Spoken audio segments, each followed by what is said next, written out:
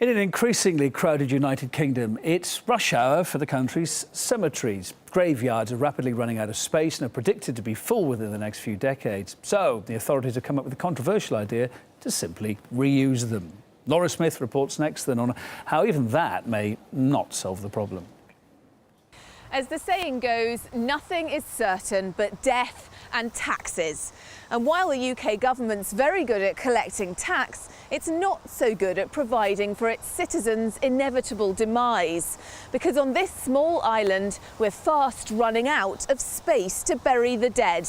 According to a recent study of borough councils, almost half said burial space in their areas would run out in the next 20 years, and a quarter said they only had 10 years left.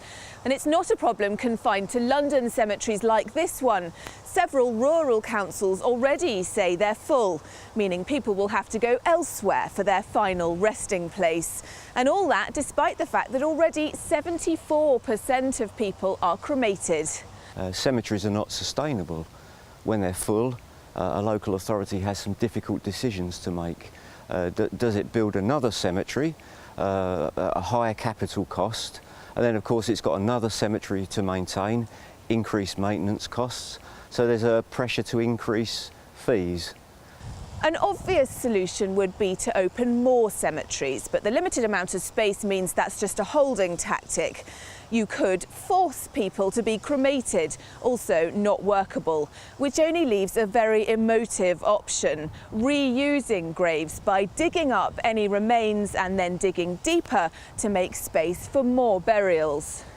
And the disturbance of human remains without lawful authority at the moment is an offence, and the Ministry of Justice won't give a licence to create new burial space, although they'll give a licence to clear a churchyard and perhaps build a supermarket or a car park, which seems a little bit odd.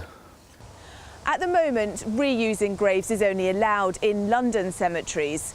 And although it's an issue that affects literally everyone, it's not exactly a vote winner, so typically governments just avoid talking about it. But experts say those in power must come up with a workable plan on burials, rather than just burying their own heads in the sand.